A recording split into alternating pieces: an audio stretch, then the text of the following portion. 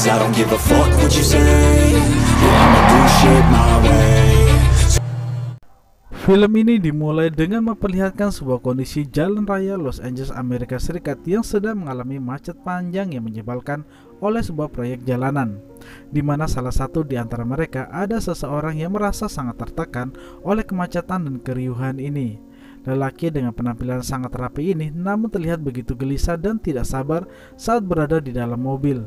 Pria ini bernama William Foster, di mana keriuhan ini membuatnya memutuskan untuk keluar dari mobilnya dan bergegas berjalan kaki meninggalkan mobilnya di tengah kemacetan.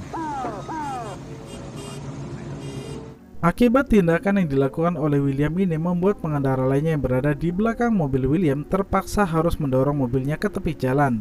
Dan di antara pengemudi yang mendorong mobilnya ini terdapat seorang laki-laki tua bernama Martin yang sebenarnya dia adalah juga seorang polisi kantoran. Sementara itu tidak begitu jauh dari kemacetan, rupanya William sedang berada di salah satu telepon umum. Terlihat dia sedang menunggu panggilan teleponnya diangkat oleh Sarah, mantan istrinya. Namun anehnya saat telepon itu diangkat, dia tidak berani bersuara, di mana tanpa sadar kuota telepon umumnya habis. Saat itu dia hendak menelpon kembali, namun William tidak memiliki koin. Maka dia pun bergeser menuju ke sebuah toko untuk menukar koin. Di toko ini rupanya William tidak bisa menukar uang koinnya kecuali dia membeli sesuatu. William pun dengan patuh mengikuti aturan dari sang pemilik toko. Namun saat dia akan membayar, rupanya minuman yang diambil memiliki harga yang menurut William sangat mahal. Terjadi perdebatan di antara mereka, hingga pada akhirnya adu fisik terjadi, aksi dorong-mendorong hingga teriakan terdengar di toko ini. William memenangkan perkelahian dengan penjaga toko yang terlihat sudah tua. Kini pemilik toko hanya bisa diam tanpa kata saat William yang sudah sangat emosi berteriak dan menghancurkan beberapa barang miliknya di toko tersebut. Dengan menggunakan tongkat baseball, dia meluapkan emosi secara membabi buta. Emosinya meledak-ledak saat itu, hingga pada akhirnya pemilik toko mengatakan bahwa harga minuman baru saja turun menjadi 50 sen. Mendengar hal ini, William pun berhenti memukul dan menerima kesepakatan harga dari sang pemilik toko.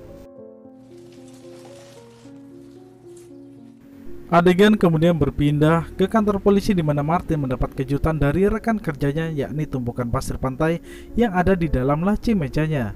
Martin hanya bisa tersenyum. Dia menyadari bahwa perlakuan rekan kerjanya ini adalah bentuk penghormatan kepada dirinya, di mana hari ini adalah hari terakhirnya bekerja. Walaupun di antara semua rekan kerjanya ada seorang junior yang menyayangkan keputusan Martin untuk memilih pensiun dari dunia kepolisian. Martin pun mengatakan bahwa pilihan ini adalah pilihan yang sulit namun tetap harus diambil. Dalam momen ini Martin mengeluarkan sebuah bingkai foto yang bergambar seorang gadis kecil yang ternyata itu adalah anak kesayangannya yang telah meninggal beberapa tahun yang lalu. Dengan sedikit haru, Martin mencoba tersenyum ke arah foto gadis kecil tersebut. Sementara itu, scene menunjukkan suasana perjalanan William yang berjalan kaki menuju ke kediaman mantan istrinya. Dalam perjalanan ini, dia kembali mendapatkan masalah dengan dihadang oleh dua preman kampung yang meminta uang kepadanya. William yang dia merasa diancam oleh dua preman tersebut mencoba tetap tenang dan berdialog. Namun sayangnya kedua preman ini tidak mau diajak kompromi. Akibatnya lagi-lagi William menjadi marah. Dia mengambil tongkat baseball dan memukul satu persatu preman kampung tersebut hingga mereka lari tunggang langgang tanpa kabar berita. William kemudian mengumpat mereka yang telah lari tanpa arah tidak lagi kelihatan. Scene kemudian kembali ke kantor polisi, di mana di hari terakhirnya bekerja, Martin masih terlihat semangat menerima laporan berbagai kasus dari masyarakat, di mana salah satu yang datang melapor adalah penjaga toko yang baru saja melaporkan bahwa barang dagangan miliknya diobrak-abrik oleh laki-laki berpakaian rapi. Penjaga toko menceritakan dengan detail kejadian buruk yang baru saja menimpanya, di mana kemudian dia juga mengatakan bahwa lelaki yang baru saja mengobrak-abrik tokonya membawa tongkat baseball miliknya. Martin yang mendengar kasus ini menjadi sangat tertarik. Dia pun kemudian mencatat laporan dari penjaga toko tersebut sembari memikirkan tindak lanjut selanjutnya. Sementara itu di tempat lain, dua preman kampung yang baru saja dipukul oleh William datang kembali bersama teman-temannya. Mereka berdua menaruh dendam ingin membalas kembali pukulan dari William. Saat mereka berkeliling, akhirnya mereka menemukan William yang sedang berjalan di pinggiran toko. Gak pakai lama tanpa basa-basi, mereka pun menembak ke arah William. Semua yang berada di dekat William terjatuh dan takut oleh tembakan dari preman kampung ini. Namun sayangnya saat mereka menembak, mereka kehilangan fokus sehingga mobil menabrak pembatas jalan dan terguling. Melihat kawanan preman ini telah jatuh, William pun datang mendekat. Di mana pada saat itu William hanya melihat para kawanan terluka tidak berdaya. Dia pun mendekat dan mengambil tas hitam dari mereka yang berisi senjata dan dia bawa menjauh dari tempat itu. Sementara itu di tempat lain, Sarah sedang membuat laporan kepada polisi terkait teror telepon yang dilakukan oleh mantan suaminya pada hari ini. Sarah sangat terganggu dengan telepon dari mantan suaminya yang tidak jelas apa maunya. Namun sayang karena minim bukti yang membahayakan, maka laporan Sarah hanya menjadi laporan yang tercatat namun belum bisa ditindaklanjuti. Sementara itu di kantor polisi, seorang gadis membuat laporan terkait pria misterius yang menyebabkan rekannya hilang kendali dan terluka akibat kecelakaan mobil. Mendengar laporan dengan detail yang sama seperti laporan sebelumnya, Martin kemudian menanyakan beberapa hal kepada perempuan muda yang selamat dari insiden tersebut, di mana ternyata pria misterius tersebut adalah orang yang sama dengan kasus perusakan barang toko yang baru saja dilaporkan oleh penjaga toko Asia. Merasa ada keterkaitan, Martin pun mengajak rekannya untuk menindaklanjuti laporan terkait pria misterius tersebut. Dan di saat William sedang dicari oleh kepolisian setempat, dia rupanya mendatangi sebuah makanan cepat saji. Namun sayangnya di tempat ini William tidak mendapatkan layanan yang baik dari pihak resto. William memaksa mereka untuk membuatkan sarapan pagi, padahal saat itu waktunya sudah jam makan siang. Merasa tidak terima dengan kenyataan ini, dia kemudian mengambil sebuah senjata dari kantong hitamnya. Dia mengancam seluruh penghuni resto yang sedang makan. Untungnya William masih berbaik hati, tidak menembakkan satu peluru pun, dan dia mendapatkan makanan yang dia minta, walaupun makanan tersebut jauh dari kata enak menurut William.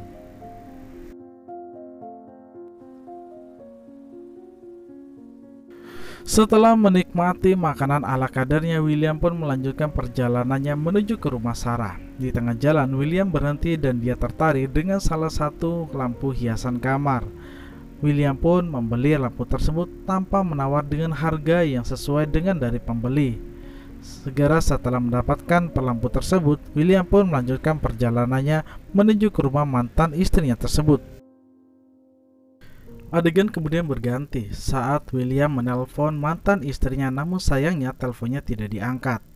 Karena merasa sangat kesal, William kemudian menembakkan beberapa peluru ke arah telepon umum yang menyebabkan telepon umum tersebut menjadi sangat rusak dan tidak lagi bisa dipakai oleh semua orang, dan membuat semua orang yang ada di sekitarnya menjadi sangat ketakutan. Sementara itu di kantor polisi, Martin menerima telepon dari rekan kerjanya yang turun ke lapangan.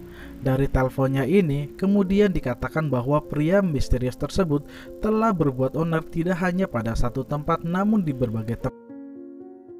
Adegan kemudian berpindah saat William masuk ke sebuah toko pakaian. Dengan penuh percaya diri, dia hendak mengganti pakaian dan sepatunya yang telah rusak. Namun sesaat setelah William masuk ke dalam toko, rupanya seorang polisi datang ke toko tersebut dan menanyakan tentang keberadaan pria misterius yang berpakaian rapi kepada pemilik toko. Pemilik toko yang terlihat gugup pada awalnya lantas mengatakan bahwa dia tidak melihatnya. Padahal diam-diam dia memberikan kode pada William untuk bersembunyi di ruang ganti. Singkat momen setelah polisi itu pergi, William diajak oleh pemilik toko ke gudang rahasianya.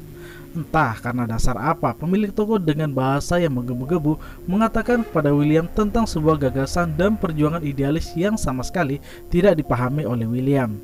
Walaupun William membawa senjata, dia mengatakan bukan berarti dia adalah seorang teroris atau penjahat. Mendengar hal ini, pemilik toko kecewa dan marah. Lagi-lagi, dalam situasi seperti ini, terjadi adu pukul di antara mereka. William berhasil memenangkan duel ini dengan membuat pemilik toko terkapar tidak berdaya. Sesaat setelah kejadian itu, William menelpon Sarah dan singkat cerita dia mengatakan bahwa dia tidak punya jalan kembali. Dia hanya ingin datang menuju ke rumahnya dan bertemu dengan putrinya dan kembali hidup bersama. Scene kemudian berpindah saat Martin dan rekannya berkunjung ke toko Asia untuk melakukan pemeriksaan terkait pria misterius yang telah dilaporkannya. Namun sesaat sebelum keduanya masuk ke dalam toko, Martin teringat sesuatu, sebuah petunjuk tentang siapa sebenarnya pria misterius tersebut. bahwa ternyata pria tersebut adalah pemilik mobil yang dengan sengaja meninggalkan mobilnya di pagi hari di tengah kemacetan yang dia dorong mobilnya ke tepi sesaat sebelum dia bekerja. Sementara itu di tempat lain, William kembali membuat masalah dengan menembakkan senjata berupa rudal ke arah pekerja jalan. Ledakan yang dihasilkan dari bazooka yang dia bawa membuat seluruh pekerja melarikan diri. Selesai meledakkan jalan, William juga masuk ke kediaman orang kaya yang menurut William telah merampas haknya untuk berjalan kaki yang lebih dekat ke rumah mantan istrinya. Dengan membawa senjata, dia menembak ke segala arah dan membuat semua orang yang bertemu dengannya menjadi sangat ketakutan. Walau seperti itu, William tidak melepaskan tembakan ke orang-orang atau membunuhnya. Singkat kata, William sebenarnya hanya melakukan gertak dan melampiaskan emosinya yang telah meledak-ledak. Di tempat lain, Martin akhirnya menemukan alamat pria misterius tersebut dari seri nomor mobil yang ditinggalkannya, di mana kemudian diketahui bahwa pria misterius tersebut memiliki nama lengkap William Foster, seorang pekerja perusahaan yang telah lama bercerai dan tinggal bersama ibunya. William adalah seorang sosok pria yang rapi, disiplin, namun pendiam. Penjelasan inilah yang kemudian oleh Martin dan rekannya akhirnya menemukan petunjuk tentang keberadaan dan tujuan William saat ini. Dan benar saja, William telah berada di sekitar kediaman Sarah. Namun sesaat sebelum dia sampai di rumahnya, William mencoba untuk menelpon Sarah. Dia mengatakan bahwa dia akan datang ke rumah. Namun sayangnya pada saat itu, dengan momen yang sangat tepat, Sarah dan anaknya melarikan diri dari rumah. Sehingga ketika William masuk dalam rumah, dia hanya seorang diri, tidak mendapati Sarah maupun anaknya. Adegan kemudian kembali kepada Martin dan rekan kerjanya. Setelah melakukan pemeriksaan dan kejadian yang telah terjadi, maka ditemukan posisi selanjutnya keberadaan William, yakni sebuah tempat yang ada di pinggiran pantai. Keduanya pun hendak bergegas untuk menangkap William yang telah berbuat onar. Namun sayangnya langkah Martin terhenti oleh pesta kecil dari rekan kerjanya di kantornya tersebut. Sebuah pesta perpisahan untuk Martin yang telah berdedikasi. Semua bersorak bergembira, termasuk Martin yang sedikit terkejut dengan kejutan ini. Namun kegembiraan ini tidak berlangsung lama. Martin memukul rekan kerjanya yang dianggap kurang ajar dalam mengeluarkan kata-kata yang terdengar seperti merendahkan keluarganya. Satu pukulan yang membuat rekannya jatuh itu membuat Martin bergegas meninggalkan pesta dan insiden itu di tempatnya tersebut. Adegan kemudian berpindah pada William yang sedang sendirian di rumah Sarah. Dia duduk menonton semua kenangan saat mereka masih bersama dari rekaman video. Ada rasa haru yang dirasakan oleh William, sehingga dia kemudian akhirnya menemukan lokasi pelarian mantan istri dan anaknya, yakni di sebuah dermaga. William pun segera berlari menuju dermaga dan memang menemukan keduanya ada di sana. Pada awalnya, anak William merasa sangat senang dengan hadirnya sang ayah. Namun tidak dengan Sarah. Dengan wajah ketakutan, dia mencoba menghindar, namun semua sudah terlambat. Terjadi perdebatan di antara mereka. Semua yang melihat menjadi sangat ketakutan saat William mengeluarkan sebuah senjata. Kini dermaga hanya menyisakan Sarah dan William. Dalam kondisi yang sangat terdesak, Martin datang di waktu yang tepat. Kehadiran Martin di samping William membuat keduanya kemudian saling berbicara. Dengan tenang, Martin mengajak William berbicara dan pada akhirnya Martin berhasil membuat William lengah. Sarah dan putrinya berhasil selamat dan senjata William berhasil dijauhkannya. Kini dermaga hanya menyisakan dua orang dewasa yang saling berhadapan. Pada momen ini terlihat William yang akan menyerah. Namun entah kenapa tangannya masuk ke dalam bajunya seolah-olah akan mengeluarkan senjata. Martin yang melihat hal ini kemudian menembakkan senjatanya dan membuat William terjatuh ke dasar permukaan laut. Dan pada akhirnya semua pun selesai, di mana Martin berhasil menyelesaikan kasus di hari terakhirnya bekerja sebagai seorang polisi. Terima kasih teman-teman yang sudah menonton konten Jalan Cerita film kali ini. Mohon maaf jika ada salah kata dan bahasa. Sampai jumpa di konten Jalan Cerita selanjutnya. Ruang Sekilas Film.